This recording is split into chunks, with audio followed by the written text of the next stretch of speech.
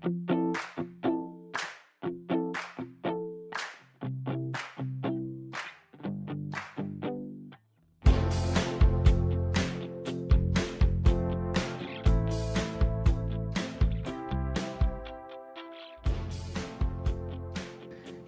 everyone, and welcome back to War Diplomacy, to the second episode of the English series.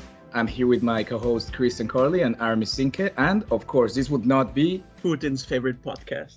There you go. I am totally, I agree with you. I do not think Putin is going to like what we're going to say today. As all of you must be aware, Russia completely invaded Ukrainian territory. They did not just advance in the eastern regions. They did a complete full-on scale war.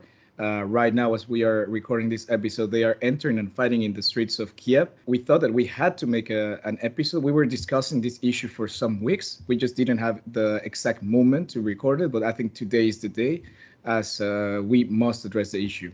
I think that before jumping into the podcast, it's very necessary to also express that we have deep sympathy with the people of Ukraine who are caught in this horrible situation that has been brought on by someone we can only call a criminal, Vladimir Putin, overthrowing a democratically elected government and doing a blatant violation of international law and every international norm we have in the international system. So yeah, our sympathies with the Ukrainian people, and hopefully this will resolve. It's not looking very bright at the moment, but as we can see, they're fighting strong, and we are with them in thought. I would like to just say a warm all of our support and strength to our Ukrainian guest from the Spanish episode on Ukraine, Oleksiy Otkidach. I was talking to him a couple of days ago. He was fine. The next day when the invasion started,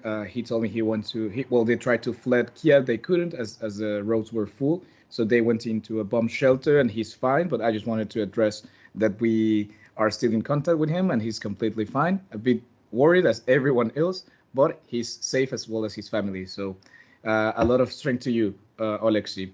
And well, Aramis, why don't you just give us a little recap of what has happened in these past weeks?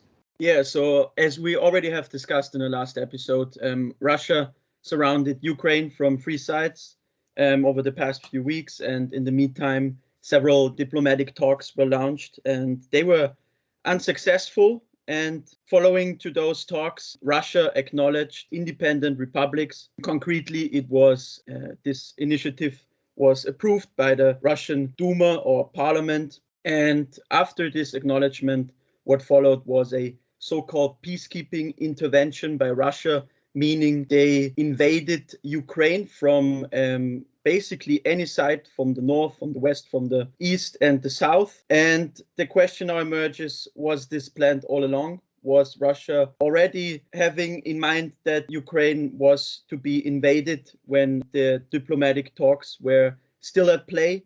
Or was this a short-term decision by Putin? Now, at the moment, the capital is not yet invaded, but Russia has seized a huge part of the Ukrainian territory, especially if we look at the east.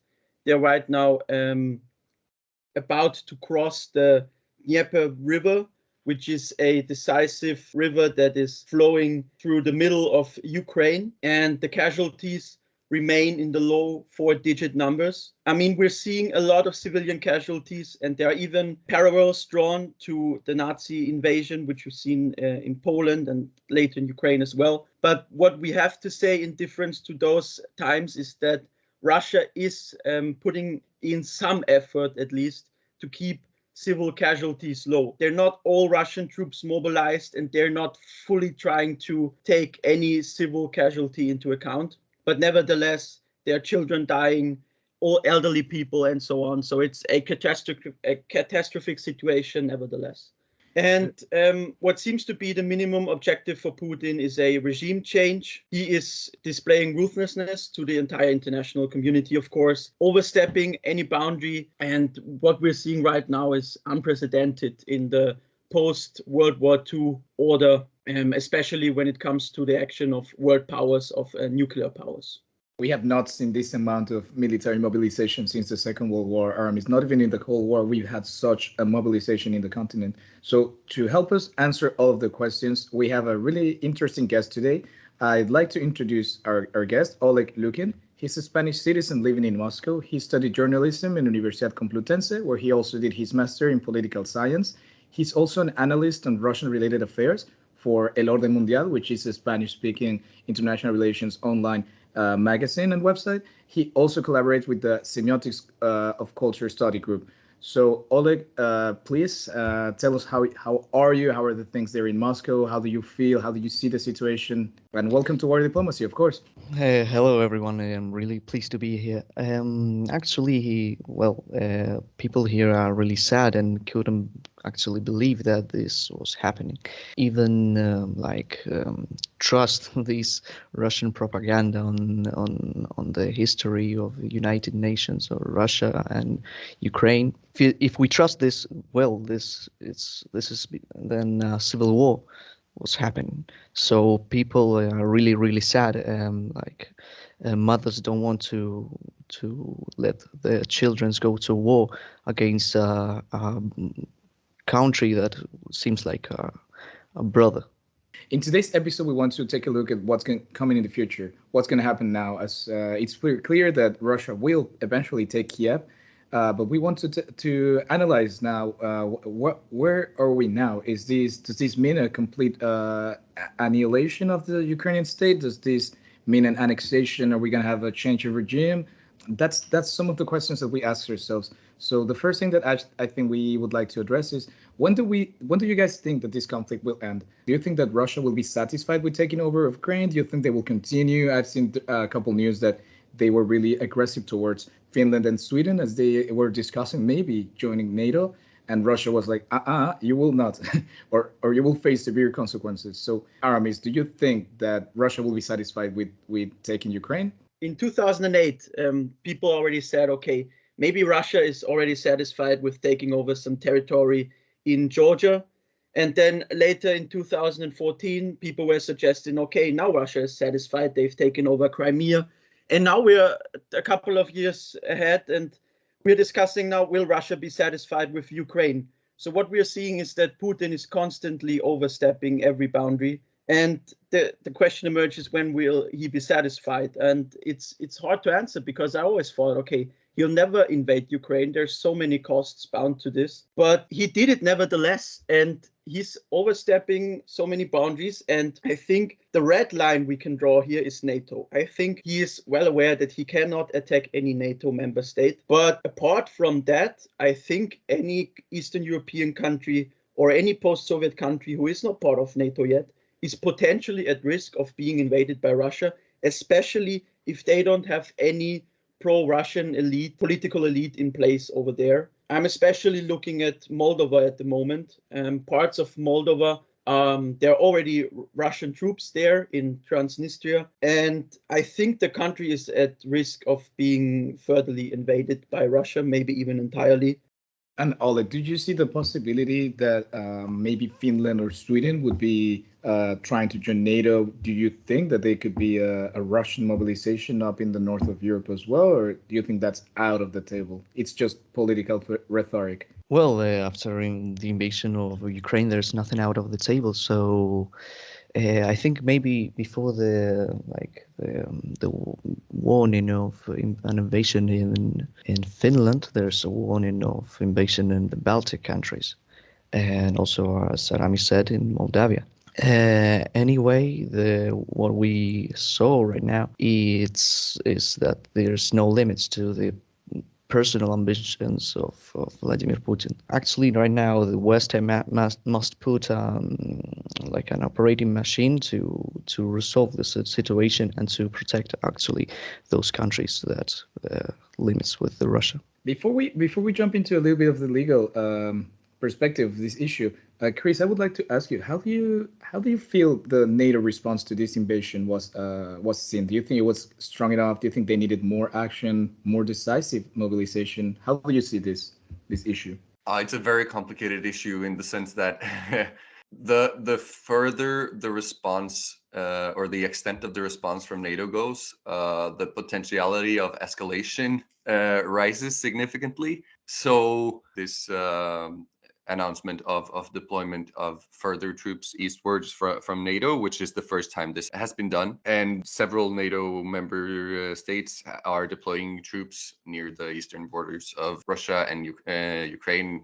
For example, from Norway, my home country, are sending a small number, but still it is significant. They're sending troops to Lithuania today. The potentiality of this, of course, being increased in the future is there, but I think that NATO is keeping this on a kind of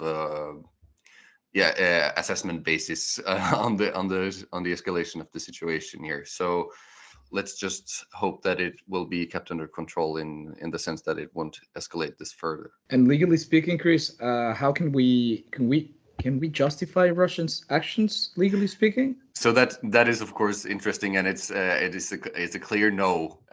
This is a clear violation of international law. It's no doubt about it.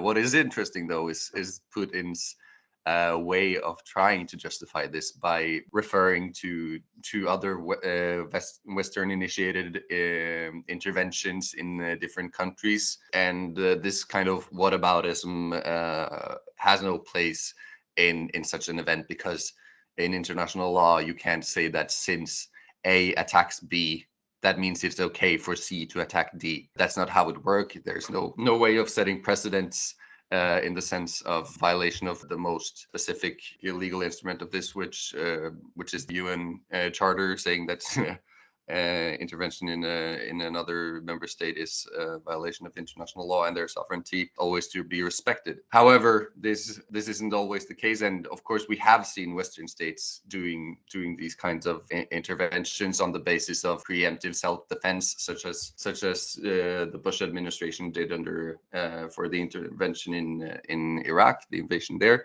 But still, the point stands that this is not okay under international law in any circumstances still, even though Putin refers to what he calls precedents in this sense. Going further on that, it is interesting to note that under the Article 8 of the Statute of the International Criminal Court, this is a crime of aggression, which is punishable under the ICC, and it's some of the same crimes that the Nazis were sentenced for during the Nuremberg trials, which was a court that Russia itself cooperated in creating. And the today's ICC statutes are built on the same principles that were set in place for sentencing the Nazis for crimes of aggression. So some irony in that there, but we'll see if Putin will ever be sentenced for his crimes. I highly doubt it, unfortunately, but we can always hope that this could be solved in such a manner. Oleg, what do you think of this situation? Jumping towards more of the situation in the future, what will this conflict do to Russia? Economically speaking, we're seeing sanctions, and there are of course networks of other states at play here. So what are your thoughts? Well, what we saw here, it's that there are no positive things for Russia before after this invasion.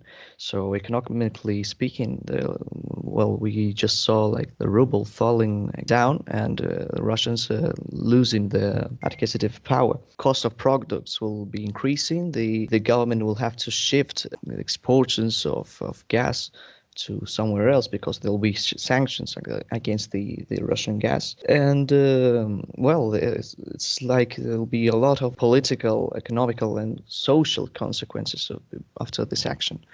We'll have to wait a little bit and see what will be the response of the Russian civil society, and also I think what will be the reaction of the oligarchs here in Russia. I don't think that they all actually support Putin in this decision. Yeah, no, that is true. Actually, one thing that I've heard recently, and I read in some articles, is that maybe Putin is putting himself a bit into a corner, and he's taking concentrating all of the power and these decisions on himself. I don't know if you guys remember a couple of days ago that there was this meeting he had with one of his top intelligence directors, and the guy was like struggling a bit to find an answer, and it pretty much seemed like Putin was saying like you have to say what I want you to say, not what you actually think. So maybe even like a high percentage of the top defense and military generals and positions, they might not be completely on the topic of invading Ukraine. I also heard in a podcast a couple of days ago that the younger generations, like everyone under 40, they are pretty much against this invasion, and like the older generation, the one that still has that Soviet like ideal of the great empire that extended all the way from Europe all the way to the Pacific, still in mind, and they support a little bit this idea. So I don't know. I honestly think that this is more of a Putin thing than a complete Russia mobilization. But I want to ask you, Armis, what do you think about the energy situation? Because gas exports, I think Europe buys 25% of the exports from Russia. And well, we saw Germany actually said, the chancellor of Germany said that they will cancel the Nord Stream 2 pipeline. So energy wise, how do you see the situation? Well, what I wanted to say firstly is that overall, what we have seen in Russia over the past few months is that there has been always a clear majority in Russia that people are against an invasion of Ukraine. I mean, it's not always entirely clear anti-Putin in Russia. That's what we really have to say here.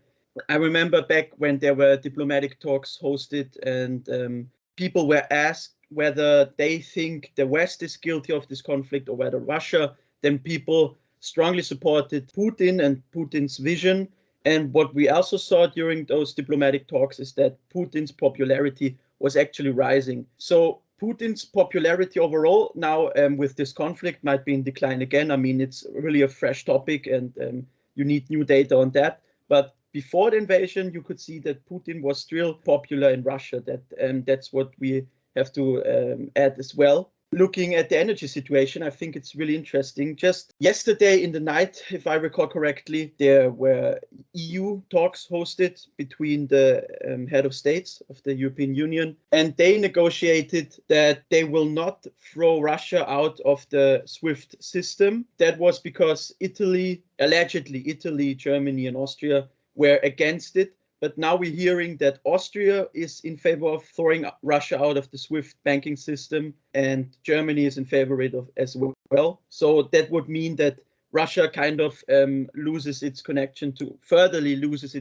to the financial markets, and it will be much harder for the Russian economy to trade with foreign economies. Now, speaking of the energy situation, what we saw in the past few months and what we're seeing right now is that actually the gas demand of Europe is increasing. Over the past few hours, Europe has acquired more gas than usual from Russia, even though the gas is actually directly flowing through the conflict in Ukraine. So when it comes to gas, it seems at the moment that Europe is not willing to make sacrifices. I mean, there are calls in the European Union, but nevertheless, we're not seeing such clear moves by the European Union to significantly limit their gas usage. I think that's really interesting. We have those two very hard sanctions that the European Union can play. That's one hand the SWIFT stuff, and on the other hand, taking less energy resources from Russia. And on the SWIFT side, it seems like the EU is willing to do something. But when it comes to gas, I think there's not a lot of potential right here. But if we're seeing further pictures of killed civilians in Ukraine, maybe the sentiments in the European societies will change, and then the political elite will adapt to that. What we're seeing are significant sanctions in a way, but what has been predicted is that still these sanctions won't be enough for stopping Putin, but it will have a severe impact on the daily lives of Russians. So, and taking into account what you have said, Aramis, in the sense that a majority of Russians are actually opposing the war, will this maybe become a turning point for the rule of Putin, Oleg? What do you think? Can this in some way or another put enough pressure through public mobilization against Putin to actually put an end to his rule? Are we seeing that what can be termed as a turning point, or is this going to be business as usual Well, actually, this might be have some connection with the even with the poisoning of Alexei Navalny, who was the only one who had actually power to mobilize tons of people and take them to the streets. But I'd like to go to this point a little bit further. Putin is more sustained not by the civil society, but the other oligarchs or other personalities in power. That action that Fabio mentioned before earlier, like humiliating one statement in front of the whole country and even the whole world, was a little bit dangerous for Putin. Like a few months ago, in an interview, Sergei Pugachev, he's known by as the banker of Putin. He was a close ally of Putin. And he actually told that Putin is building a transition. He don't want to be in power anymore.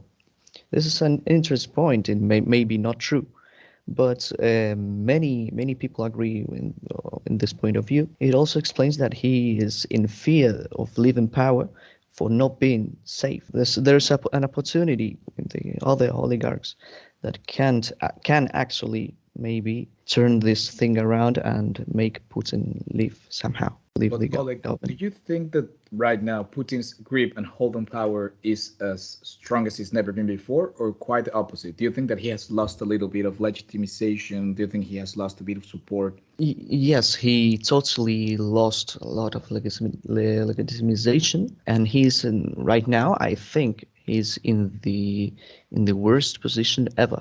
A lot of people have talked about this becoming a new Cold War, right? And now this will maybe transition a little bit in what we wanted to address with China. But to be honest, it feels like the world is not taking Russia's side. Like maybe it was just, I think it was Nicaragua and another country that, Syria and Nicaragua were the only two countries that were like publicly supporting Russia's invasion of Ukraine. So many people were saying, no, this is the next Cold War. Well, in the Cold War, half of the world was supporting the Soviet Union and its military adventures. But today, pretty much the whole world is condemning this action. So, Aramis, do you think that this is what people say a new Cold War, or quite the opposite? Yeah, interesting side fact I wanted to mention here is that even the Taliban said that Russia shall stop to invade Ukraine. Yeah, that are the absurd dimensions we're seeing here. If this was to be a new Cold War between Russia, China, and the West, Russia and China would really need to be working closely at this moment, and this is not what we're seeing right now. I mean, China is supporting Russia to some extent. They defended their actions in Ukraine. But on the other hand, quite recently, there was a meeting of the UN Security Council, and there was a vote held whether this invasion was legitimate.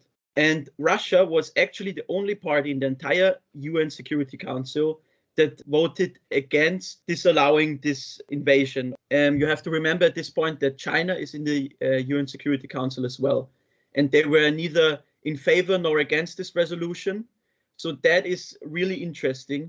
Apart from that, every country in the Security Council, apart from like two countries, was against this invasion. That kind of supports Fabio's argument that what we're seeing right now is that Russia is pretty much isolated in the international world order. Yeah, so if you take that into account, maybe it's rather a tale of Russian decline than a tale of a new Cold War era arising. But you can also read the events in another way, namely that now China will take this as a pretext to invade Taiwan. This will kind of introduce a new era where the West and the East are putting more sanctions on each other, and they will further get away, and the new era begins. So at this point, I think it's hard to determine in which direction things will develop, but we'll see. No worries. What you just said, I addressed it in yesterday, actually. Christine and I attended this special meeting that our university organized with some Russia experts, and I addressed this question, like, if there's a moment in history where Xi Jinping could take over Taiwan, it could be right now where the West is really focused in Ukraine. The end and the answer of this expert was like, we think that China will play low, that they don't want to support the independence of these two nations because they have their own independence regions like Tibet, like Xinjiang, Hong Kong. So they will not they will play low. But if they wanted to take Taiwan, if I were Xi Jinping, I would be thinking about it. I don't think that they will, to be honest. I think that China plays the long game. They will try to eventually eat Taiwan to the long extent. And it's also true that there's a lot of American presence in the area. So I don't think it's going to be that clear. Even if we saw jets patrolling Taiwan, that happens quite common. So I don't think that they will do it. But if there's a moment that they could, it could be now. And I agree what you say. I think that Russia right now and the Sino-Russian relation will change a little bit. I think that Russia will have to rely a little bit more on China and give more concessions. But it is true that they also have not been quite as supportive and with Russia all the way as some people thought. So yeah, I agree that this is not going to be a new Cold War, but this really changes the paradigm of international politics. To be honest, I feel like this is a U.S. invades Iraq type of thing. Like world politics will call on the day that Russia invaded Ukraine, as we talk and we study when the U.S. invaded Iraq back in the day. How is the atmosphere in Moscow? Would you describe it as a melting pot, and at any moment there new demonstrations could erupt if the situation worsens? Or how would you describe the sentiments of the people in the city? I actually can't speak for all the Russians, but what I see is that people is actually really depressed and sad. I doubt that there'll be massive demonstrations. I hope there will actually, but I doubt it. It's a really complicated position for the Russian civil society because there's no culture of like these demonstrations and active politics against the ruling power.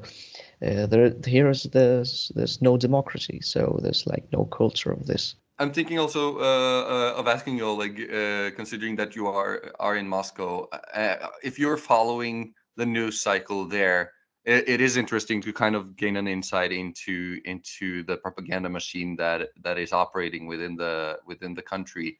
How is the situation being framed by Russian media now in Moscow? Sadly, I really enjoy studying these things like propaganda and the discourse of national interest. As always, the enemy is presented like the worst monster ever been. The enemy is always a terrorist. The enemy is always have bad intentions. We see this, they call it Nazification of a country. Well, that's something hard to hear. Today I was watching TV and yes, they were like describing the Ukrainian military as terrorist, Nazis, that they also that the Russian in the Russian side there are no casualties and there are no civil deaths, only military, and it's going like expected. It's nothing new. How accessible is other information apart from the state-sponsored media? How is it accessible, this information, apart from what the states want you to hear? It's completely accessible actually. Well, there's like some restrictions in Twitter. It just works slowly. But the problem is that it's accessible, but it's accessible in English or another language, not in Russian, because the Russian media is actually restricted in targeting.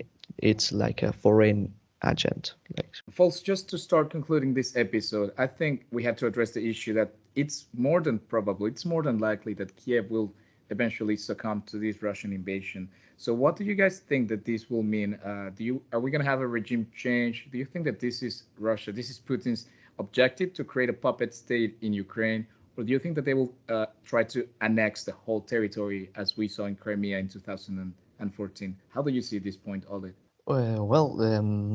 It's true that the Russian army faced more struggle now in Ukraine that they thought they would.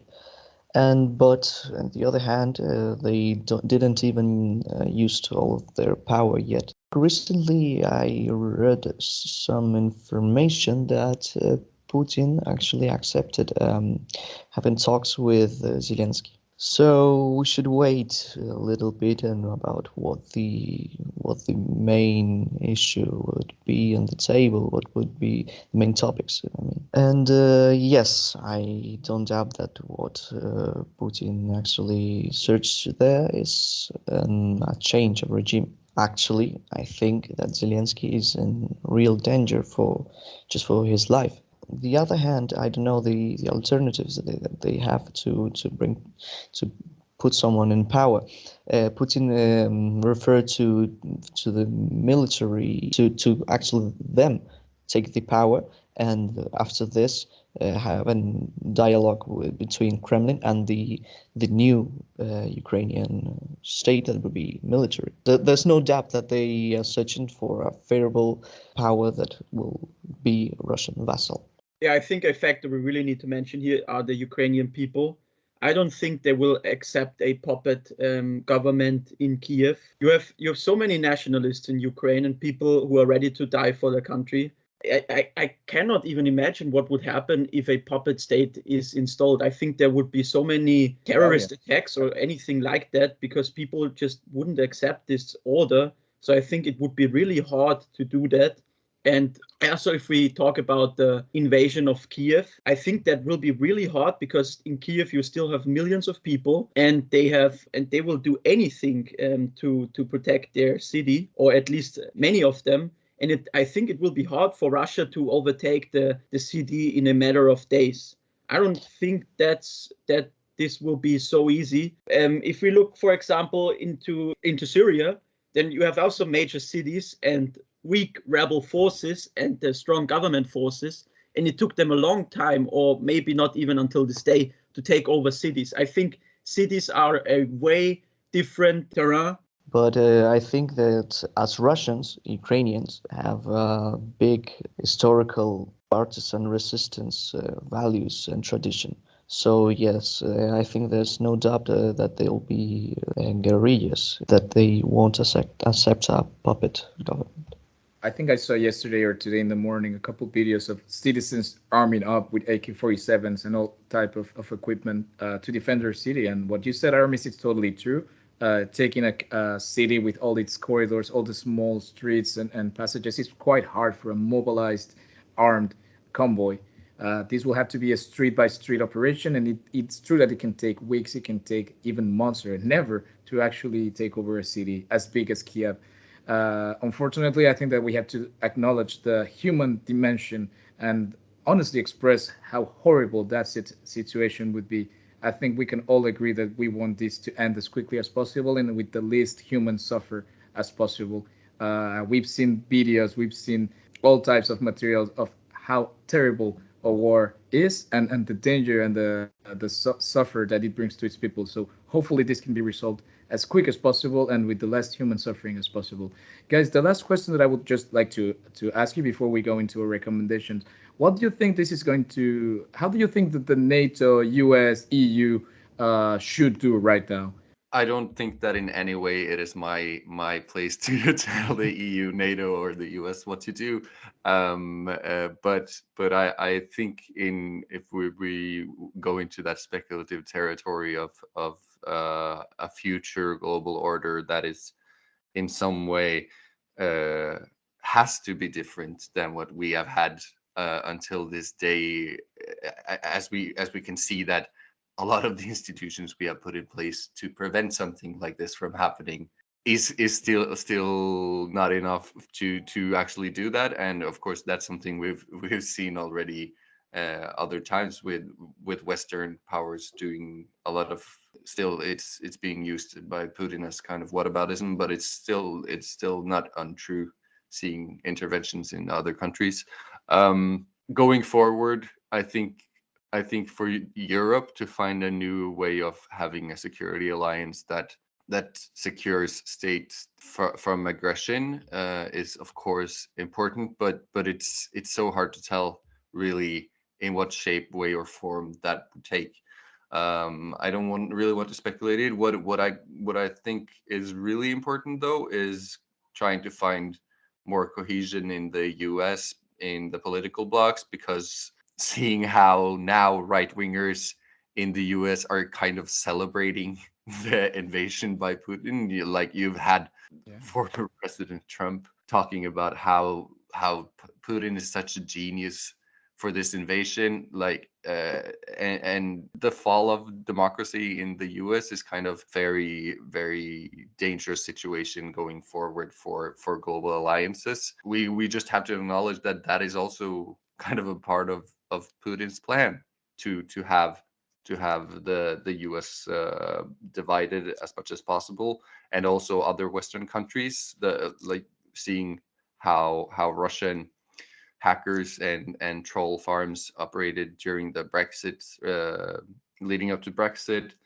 All of this has been gained for Russia, and not to paint Russia as the total enemy in the world, because they are not, and there's the people there that is suffering under a regime they didn't choose.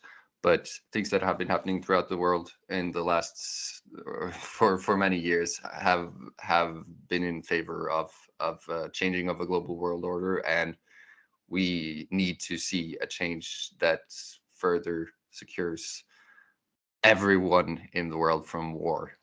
But that is a very idealistic thought also. If I can make a little point here, because I think in this question, because I think it's absolutely crucial. I think it's the best moment for Western countries to put all their effort and actually persuade the Russians, because it's as we talked about it, it's the moment where civil society are not okay with this decision of invading Ukraine. So the Putin's popularity is in the worst moment, I think. So in Western countries must not put sanctions against the civil society, but turn this around and persuade them the much as possible. That's Very true. good point. At the end, the economic sanctions do have an impact on regular day-to-day people like us, like any other civilian in the world. So that is an excellent point, Oleg. Oleg, in a general term, well, first of all, thank you so much for all of your points. It's the best when we have someone that's living in this region, in this country, in this city, so they can give us more of a local perspective on what are the issues, what's happening there. So thank you for that. And just as a conclusion, what are your general ideas on this issue, on this topic?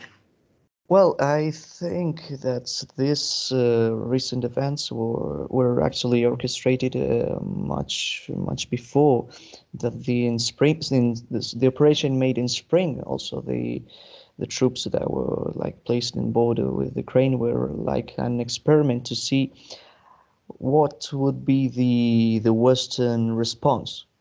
So it was like just like a theater where to press NATO to not attack in Ukraine. That's for sure, and to like dance and create more this make sure for the instability of the in the Europe region.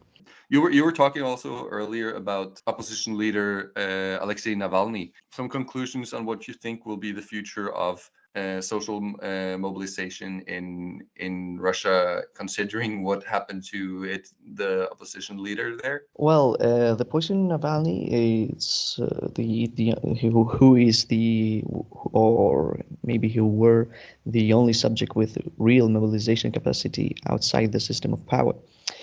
It may be the first sign or indication that all this operation was far orchestrated. So I also read right now that Medvedev proposed to reinstate the death penalty. So there'll be a lot more fear of demonstration. I really doubt that this situation gets better in this way. The current situation indicates that Putin's personal aspirations have no limits and are above all else, including the well-being of the country he leads, Russia. These events will drag Russia into a pit. Yeah, no, for sure. And I think that eventually, economically, this will also push Russia a little bit more into Chinese circles and do more concessions. Aramis, I would just like to conclude also this discussion with you, as you're also really interested in Russian post-Soviet region.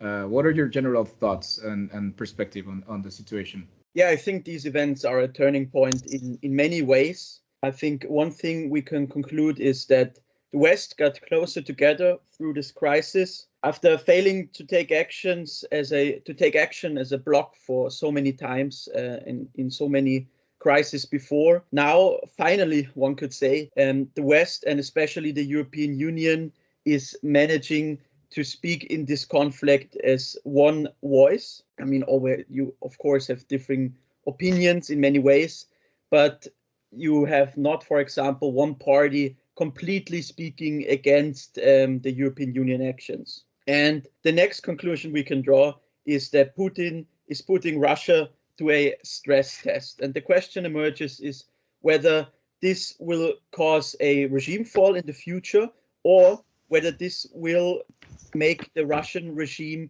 even stronger. And I think this will be very much determined by China as a global power. And this in turn will answer the question whether a new Cold War era will arise in the upcoming decades. Hello, dear listeners. A couple of hours have passed since the last episode was recorded. And since then, we've seen some groundbreaking events taking place. And in this little edit section, I wanted to inform you about those events. So first of all, what we can say is that Russia is becoming more and more isolated on the international stage. Firstly, the West has stepped up its sanctions. It appears that the whole SWIFT discussion we've talked about in the episode is over and Russia will be excluded from the system. Finland and Sweden are now seriously considering becoming a NATO member, despite being neutral countries up until now. And Germany as well is changing their position. They are sending weapons to Ukraine, which they haven't done before. And the German government is saying that they have abandoned their pacifist policy. Now, what is even more surprising is that Russia's most decisive allies are denouncing the invasion, or are at least sending signs that they are unsatisfied with Putin's actions. Among them are Azerbaijan, Serbia, and China. And while this is surprising and partly unprecedented, they are not exercising as much pressure as the West to Russia at all. Only few actions are taken, and they are mostly just verbal statements. And if we look at the conflict, we've seen some major developments as well. So one thing is that Putin has put Russia's nuclear deterrent forces on high alert due to, and I quote here, aggressive statements made by NATO. And so therefore, we've seen that there is a higher potential of a nuclear attack, but concretely, we can say that this attack is for the West and especially Ukraine still highly unlikely. But nevertheless, this action by Putin is a sign that the conflict is furtherly escalating. And last but not least, I want to state that Russia is suffering an unexpected amount of losses on the battlefield. They are nevertheless gaining territory night by night, as Russia is increasing their personnel on the ground. And what we can see now is that the western part of Ukraine is still very much under control of the Ukrainian personnel, while we see that in the south and north and east, there is a heavy attack, and the Russians are really gaining more and more territory there. It is expected by military experts that the Ukrainian army will retreat to the west.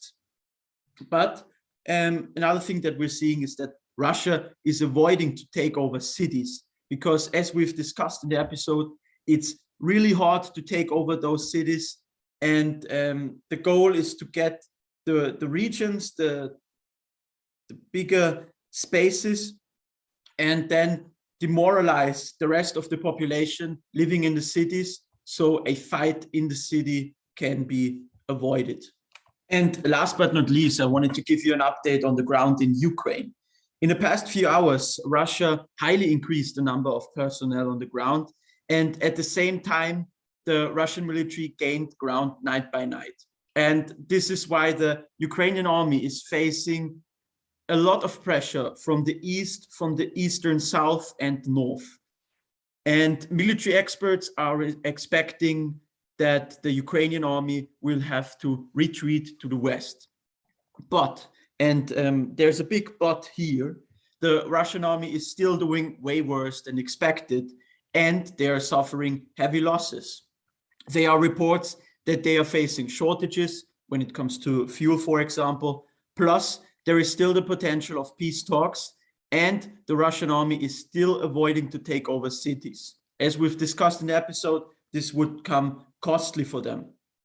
So it remains to be seen how the conflict will evolve and whether Russia will be able to take over a substantial amount of decisive Ukrainian territory.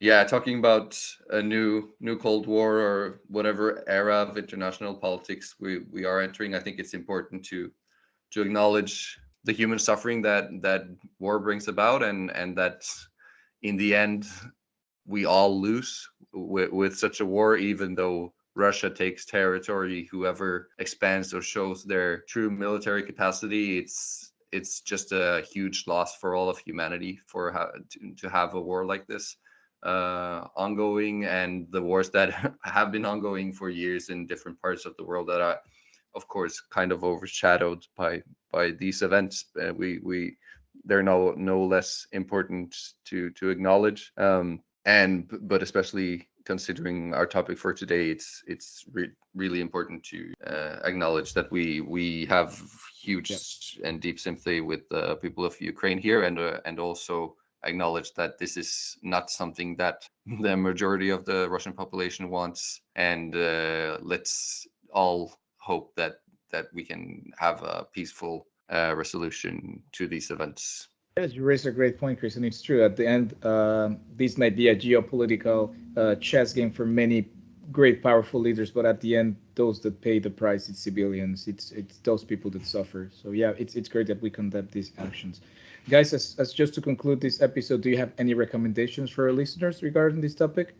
Yeah, my recommendation is a book written by Barack Obama called A Promised Land. It was published roughly 2 years ago. And though this conflict is not about Barack Obama and the US is not a main player in this conflict, the US nevertheless plays a decisive role in it. It's mobilizing the West against Russia, and it plays a huge role in mobilizing many world powers and many countries against Russia, and it plays a huge role in exercising this constant pressure against the Russian Federation. The book, A Promised Land, provides the readers with an understanding of how decisions in general are made in Washington, and what the inner workings within the Washington elite look like. No, you're right. I read the book. It's great. And the couple chapters that Obama writes and reflects on his time addressing Putin when he got to power in 2012, and he has to address him. And it's really, really interesting. And I'm expecting the next book of his memoirs that it's going to take on from his re-election in 2012, and it's going to talk on Crimea. So really excited to see the next book of that series. Oleg, do you have any recommendation for our listeners? Yes, I would like to recommend the interviews of a Ukrainian journalist. His name is Dmitry Gardon. I don't actually sympathize with his point of view and national interest, but I really like how he made a lot of interviews to really famous people here in Russia and Ukraine, because he thinks that we're living right now in a disruptive moment, and this kind of people are part of history. This is a controversial one in the sense that it's coming from the other side of you. It's quite a famous Russian philosopher, war tactic, Alexander Dugin, The Foundations of Geopolitics. It outlines a way forward for Russia in the sense of what geopolitical strategy it should pursue. Of course, I highly disagree with the notions in every sense of this book, but it might be valuable for some readers to kind of get an understanding of what goes on inside of Putin's head. Mentions of Ukraine as the Ukraine problem that has to be resolved in the book, other nearby neighbors of Russia and how to deal with that, and also competition with other states is mentioned in detail. So it might be a fascinating insight into what is actually happening inside of Putin in these moments and what his kind of roadmap has been. And finally, I'd like to recommend a series. Well, I'd like to recommend two topics. The first one is a series by, well, it's in Netflix. It's called How to Become a Tyrant, and it's narrated by Peter Dinklage. So he's Tyrion from Game of Thrones. It's a really interesting series. It touches different autocrats, different dictators around history and the world, and the way that they followed in order to concentrate power in their hands. It's a really nice series. I recommend it, and I think that Putin really liked this series because I think he follows many of the tactics that are discussed in this series. And the second thing that I'd like to recommend, it's an international conference called Battlefields of the Future that the Brussels School of International Studies of the University of Kent will organize in the 7th of April. It's going to be a hybrid event, so any of our listeners here in War Diplomacy can join the conference online. Here, our co-host Christian and I were organizing, so we guarantee it's going to be really interesting. You'll have more details in the future, but we will make sure to get them to you. So yes, guys, this has been a great episode. Oleg, thank you so much for coming. Really, we appreciate your time. We know that it's been a crazy week for you, and the time difference is also significant. So thank you for coming to War Diplomacy. It's been a pleasure to have you here. Aramis and Christian, the same. Thank you so much for being here, for your time. And Oleg, I don't know if you have any final thing to say here. Wanted to say thank you for sharing this space of discussion with all of you. Thank you, Oleg. Thank you, guys. Yes, thank you very much. It was really interesting. Hope that you guys have a good week. Let's just please wish that the situation resolves itself in a peaceful way in Ukraine. And we'll be here in War Diplomacy in the following weeks and months to analyze and discuss more international relevant events. Thank you so much, guys. Until the next one.